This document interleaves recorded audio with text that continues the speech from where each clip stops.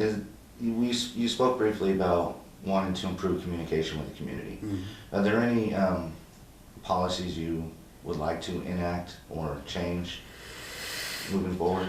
I've only had a chance to review a handful, and there are probably some tweaks that I'm going to make to those policies, but nothing specifically that came to mind. So Temple PD and the City of Temple have always been dedicated since 1993 to community-oriented policing, and that commitment continues. We just recently received a grant for $375,000, which will allow us to add additional staffing that will enhance community-oriented policing here in Temple and neighborhood policing. We want Temple to be a place you love to call home, and that's what we're gonna work to. Okay. And a lot of people believe that adding more police isn't really the answer, because a lot of things have happened and more stuff has been added to a police officer's plate, such as mental health and other duties that they aren't necessarily trained for, but it's now fallen upon them because of defunding other programs. Do you think that police officers need better training to handle certain situations, or should there be funding put back towards some of those programs that have added the extra stress to the officers? I think we have to realize that as society, there are a lot of issues that we end up asking the police to handle, and there's probably better partnerships that can be created that enable that to be handled better. I can give you a few examples of partnerships I've participated in that also require police officers, right? So is training always needed? Absolutely. Training is always needed in law enforcement, particularly if you're going to expand into new and different programs. You need to have training. But one of the areas is mental health. Mental health issues are not they're not just a police issue, they're a community issue, right? So generally, as we all have family members that we know that have some sort of a mental health issue. So you've got a family, you've got perhaps providers, and then you've got law enforcement officers.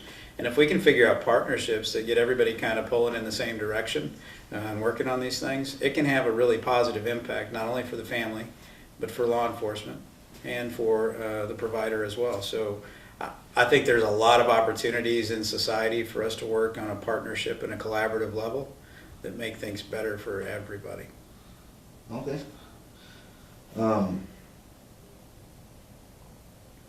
Now, what are you kind of hearing from your rank and file officers over this whole George Floyd incident and some of the things that have happened in the past even 60 days leading up to these mass protests? 'Cause I know there's got to be a feeling of anybody with a badge being attacked.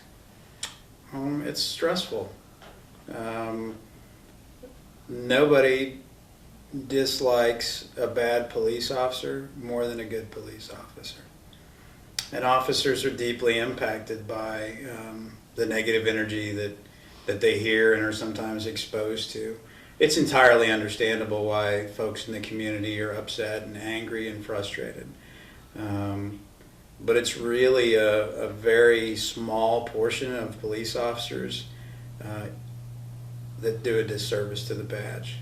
And sadly, those are the ones that are generally on TV and in the media, and they should absolutely lose their jobs and be prosecuted if it's appropriately, and no longer be employed as law enforcement officers. But it's absolutely a strain and a stress on good law enforcement officers who have to constantly hear some of the negative comments that they're exposed to. Okay. And on that note, there's a lot of police unions and stuff that have stopped a lot of these officers from actually getting prosecuted. Yeah. And there's a lot of good officers that and their families really benefit from being part of unions, as this country has been founded upon unions in a lot of ways. Yeah. Do you think that the union should have as much power politically as they do when it comes to an officer such as this one that had his knee on the gentleman's neck, to influence how a judge could actually sentence or he could be prosecuted if he really did something that was found to be illegal? All right, say that question to me one more time. That was a long question. I was trying to get it out short, but so police unions have a lot of power. They do. And they have, in the past, found loopholes that have gotten officers off from serious crimes. Yeah. Do you think they should be able to have so much influence when it comes to prosecuting and or sentencing? So I believe that Temple Police Department and the city of Temple are dedicated to following the current laws that are in place. We're guided by Texas Local Government Code 143 and the Meet and Confer Agreement, and we're going to follow the law. Do I believe that police administrators should have the ability to get rid of bad police officers? I do. I do. I know in a lot of situations unions have stopped you guys from being able to get rid of an officer that has. We're going to follow the law, but like I said, I believe that police administrators in cities that have bad police officers that have been identified, we should absolutely have the ability to not have bad police officers on our agencies. Okay, and two. And we got time for one more. That's what I was gonna do. I'm tracking. Good deal. So, due to a lot of stuff that's happening, there's national laws trying to be passed and everything as far as stopping chokeholds and a fear of mass retirements. Do you think there should be a national type of like standard for excessive force and enforcement, such as things like a national registry showing police departments being able to share a history of bad behavior? I believe that already exists in certain states if they're part of the compact. That already exists, and I believe the last time I checked there was, don't quote me on the number, but I believe it was like 23 to 28 states that share information on police officers that have been fired or terminated or resigned in lieu of termination between the other agencies. So there already exists that ability. What was the other part of the question? Use of excessive force, such as chokeholds, should there be a national standard? I think in a lot of ways, there's a lot of things we could have national standards for in law enforcement.